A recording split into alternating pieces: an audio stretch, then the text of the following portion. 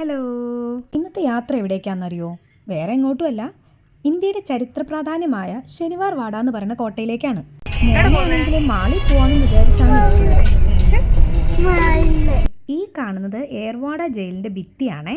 ഗാന്ധിജിയും ജവഹർലാൽ നെഹ്റുവും ഒക്കെ സ്വാതന്ത്ര്യ സമര കാലത്ത് ഇവിടെ തടവിലാക്കപ്പെട്ടിട്ടുണ്ട്. ഇത് മാത്രമല്ല, നമ്മുടെ സഞ്ജയ് ദത്തും അണ്ണാ ഹസാരെയും ഒക്കെ ഇവിടെ കിടന്നിട്ടുണ്ട്. അജ്മൽ കസബിന് തൂക്കിലേറ്റിയതും ഈ ഏർവാഡ ജയിലിലാണ്. അയ്യോ, നമ്മൾ മാറ്ററിൽ നിന്ന് വിട്ടുപോയി. പൂനെയുടെ സെന്ററിലായിട്ടാണ് ഈ ശനിവാർ വാഡ സ്ഥിതി ചെയ്യുന്നത്. അതിൻ്റെ അകത്തൊന്ന് കയറിപ്പറ്റാൻ ഞങ്ങൾ 5-6 തവണ പൂനെ ഫുള്ള് ചുറ്റിക്കറങ്ങിയിട്ടുണ്ടാവും. ഇവിടെ കാർ പാർക്കിംഗ് വലിയ പാടാ. ഇനിയിപ്പോൾ റോഡ് സൈഡിൽ എവിടെയെങ്കിലും പാർക്ക് ചെയ്യാന്ന് വെച്ചാൽ പോലീസ് വന്ന് വണ്ടി എടുത്തുകൊണ്ട് പോവുകയും ചെയ്യും. എന്താണേലും സംഭവം അടയ്ക്കുന്നതിന് മുന്നേ അകത്ത് കയറാൻ പറ്റി. ഇതാണ് ശനിവാർ വാഡ. ഈ കുതിരപ്പുറത്തിരിക്കുന്നതാണ് പേഷ്വാ ബജ്റാവു ഒന്നാമൻ. ഇങ്ങേരാണ് മറാത്ത സാമ്രാജ്യത്തിന്റെ ആസ്ഥാനമായിട്ട് ഈ ശനിവാർ വാഡ നിർമ്മിച്ചത്. ഈ കോട്ടയുടെ പണി തുടങ്ങിയത് ഒരു ശനിയാഴ്ചയായിരുന്നു. അതുകൊണ്ടാണ് ഇതിന് ശനിവാർ വാഡ എന്ന് പേര് വന്നത്. ഞങ്ങൾ പോയത് ഒരു ഞായറാഴ്ചയായിരുന്നേ. അതുകൊണ്ട് അങ്ങോട്ട് അടുക്കാൻ പറ്റുന്നുണ്ടായിരുന്നില്ല.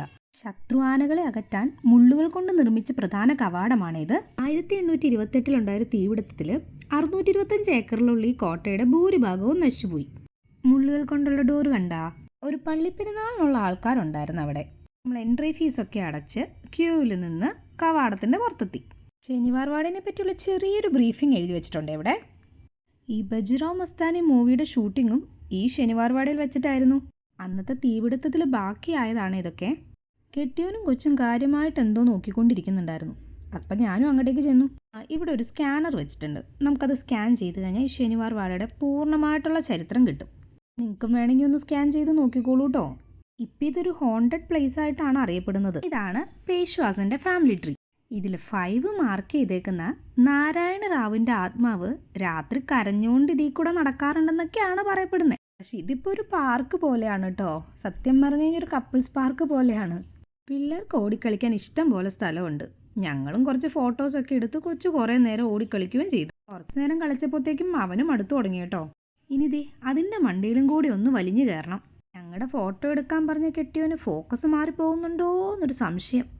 പുറത്തെ കാഴ്ചകളൊക്കെ ഒന്ന് ഓടിച്ചിട്ട് കണ്ട് ഞങ്ങളിതേ അകത്തേക്ക് കയറാൻ പോവാണ്. ഇതുവഴി വേണം മേലോട്ട് കയറാൻ. കാണുമ്പോൾ ചെറിയ സ്റ്റെപ്പാണെന്ന് തോന്നുമെങ്കിലും മേള് വരെ എത്തിയപ്പോഴത്തേക്കും ഞങ്ങളുടെയൊക്കെ കാല് കഴച്ചിരുന്നു. ഓരോ സ്റ്റെപ്പിനും ഹൈറ്റ് വളരെ കൂടുതലായിരുന്നു. സ്റ്റെപ്പ് കയറിക്കൊണ്ടിരുന്നപ്പോൾ മോൻ വിളിച്ചു പറയുന്നുണ്ടായിരുന്നു അമ്മ പേടിയാവുകയാണെന്ന്. പക്ഷെ കഷ്ടപ്പെട്ട് മേലെ കയറിയാൽ എന്താ, വ്യൂ അടിപൊളിയായിരുന്നു. പൂനെയിൽ എവിടെ പോയാലും ഉണ്ടാവും ഇതേപോലെ തല ഉയർത്തി പിടിച്ച് നിൽക്കുന്ന ഫ്ലാഗ്. ആൾക്കാരുടെ തിരക്ക് കാരണം വീഡിയോ എടുക്കാൻ ഇച്ചിരി ബുദ്ധിമുട്ടായിരുന്നു. ഇതാണ് നമ്മൾ ആ കയറി പോകുന്ന വഴി കേട്ടോ. ഇത്രയും ആൾക്കാർ താഴെ നിൽക്കുന്നുമുണ്ട്. എന്ത് ഭംഗിയല്ലേ നമ്മുടെ ഫ്ലാഗ് കാണാൻ. ഒരു രോമാഞ്ചമൊക്കെ അറിയാതെ തന്നെ അങ്ങ് വരും. അന്നത്തെ ആ തീപിടുത്തത്തിൽ നശിച്ചു പോവാതെ നിൽക്കുന്ന ഇതെല്ലാം തേക്ക് കൊണ്ട് ഉണ്ടാക്കിയതാണ് കേട്ടോ. ഇത് ഞാൻ ഷൂട്ട് ചെയ്തതല്ല ഗൈസ്. ഞാൻ എൻ്റെ കെട്ടിയോനെയും കൊച്ചിനെയും തപ്പിയതാണ്. താഴെ നിന്ന് കണ്ടതിനേക്കാളും എന്തൊരു മനോഹരമാണ് മേളിൽ നിന്നുള്ള കാഴ്ച. ഇപ്പോഴാണ് ശനിവാർ വാഡയുടെ ശരിക്കുന്നുള്ള ഭംഗി ആസ്വദിക്കാൻ പറ്റിയത്. ഈ കാഴ്ചകൾ കാണാൻ ആരും സ്വന്തം വണ്ടിയിൽ വരണ്ട കേട്ടോ. ഇവിടെ പാർക്കിംഗ് കിട്ടത്തില്ല. ഈശ്വരാ, ഈ സ്റ്റെപ്പൊക്കെ ഇനി തിരിച്ചു ഇറങ്ങണമല്ലോ. തിരിച്ചിറങ്ങാൻ പോയപ്പോഴാണ് സൈഡിലോട്ടുള്ളൊരു വഴിയും കണ്ടത്.